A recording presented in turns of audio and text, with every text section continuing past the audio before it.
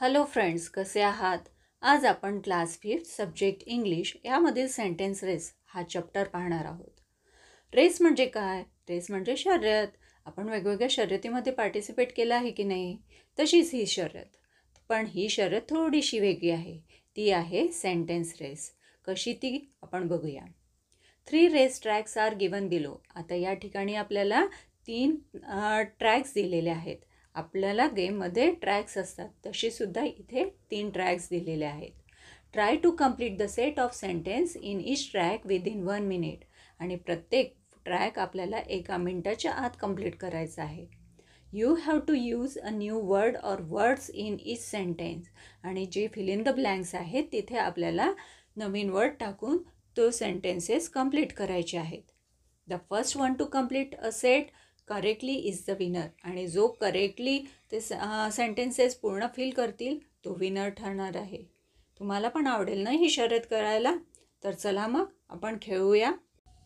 Lesson सुरू होण्याआधी आपण प्रोनाऊन म्हणजे काय ते बघूया, कारण प्रोनाऊनचा यूज या लेसनमध्ये वारंवार झालेला आहे. प्रोनाऊन म्हणजे नाऊनऐवजी जो वर्ड यूज केला जातो त्याला प्रोनाऊन म्हणतात. आता प्रोनाऊन 3 टाईप्सचे आहेत. फर्स्ट पर्सन प्रोनाऊन म्हणजेच आयचा यूज केला जातो. सेकंड पर्सन प्रोनाऊनसाठी यू आणि वीचा यूज केला जातो. तर थर्ड पर्सन प्रोनाऊनसाठी ही, शी, इट आणि देचा यूज केला जातो. तर चला आता आपण लेसनकडे वळूया. पहिल्या ट्रॅकमध्ये आपल्याला काही फिल इन द ब्लँक्स दिसत आहेत. त्या ठिकाणी आपण आपल्या मनाने कुठलेही वर्ड्स टाकू शकतो. जसं I am a girl, you are a boy, we are students, he is a doctor, she is a teacher, it is a ball, they are players. आता मी जे girl, boy, student, doctor, teacher, ball आणि players हे word use केले, त्याऐवजी तुम्ही दुसरेसुद्धा word use करू शकता. आता आपण सेकंड ट्रॅककडे वळूया. या ठिकाणी एक गोष्ट लक्षात घ्यायची आहे.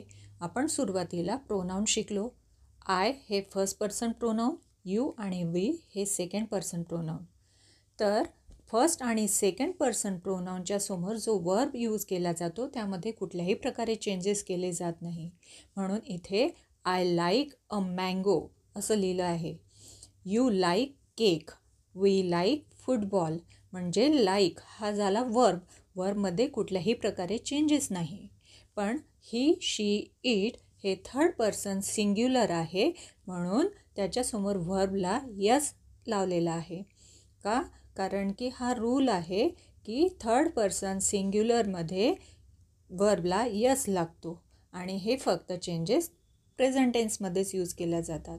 म्हणून ही लाईक्स, यस लागलेला आहे तिथे. He likes cricket, she likes cooking, it likes nut. आता पहा, दे हा थर्ड पर्सन प्रोनाऊन झाला, पण तो प्लुरल आहे म्हणून वर्बला यस इथे लागणार नाही. हा एक छोटासा फरक आपल्याला लक्षात घ्यायचा. कोणता? की जर थर्ड पर्सन सिंग्युलर असेल तर त्याला वर्बला यस लावला जाते आणि हे चेंजेस फक्त प्रेझेंट टेन्समध्येच यूज केला जातो. या ठिकाणी आपण आता तिसऱ्या ट्रॅककडे वळूया. इथे काही फिल इन द ब्लँक्स दिसतात. तिथे आपण आपल्या मनाने कुठलेही वर्ड्स लिहू शकतो. जेव्हा प्रेझेंट परफेक्ट टेन्स असतो तेव्हा फर्स्ट आणि सेकंड प्रोनाऊनच्या समोर हॅव या वर्डचा यूज केला जातो. आणि प्रेझेंट परफेक्टमध्ये जेव्हा थर्ड पर्सन सिंग्युलर असेल तेव्हा हॅज या वर्डचा यूज केला जातो. म्हणून आय हॅव अ पेन हे फर्स्ट पर्सन प्रोनाऊन आहे, म्हणून हॅवचा यूज झाला. You have a book, we have a pencil. म्हणजे यू आणि वी हे पुन्हा सेकंड पर्सन प्रोनाऊन आहे आणि म्हणून त्याच्यासमोर हॅवचा यूज केला गेला आहे. नंतर he has a bat, she has a bag, it has a tail. आता इथे ही, शी, इट हे थर्ड पर्सन प्रोनाऊन झाले आणि परफेक्ट टेन्समध्ये याच्यासमोर हॅज या वर्डचा यूज केला जातो. लास्ट सेंटेन्समध्ये आपण बघतो आहे दे नंतर हॅवचा यूज केला गेला. का? दे हा प्लुरल वर्ड आहे आणि थर्ड पर्सन प्लुरलमध्ये परफेक्ट टेन्स असेल तर हॅव वापरला जातो. म्हणून आता आपण या लेसनमध्ये काय काय शिकलो आहे? आपण या लेसनमध्ये प्रोनाऊन कशाला म्हणतात ते शिकलो. त्याच्यानंतर प्रोनाऊन नंतर प्रेझेंट टेन्समध्ये व्हर्ब कशा प्रकारे वापरला जातो ते शिकलो.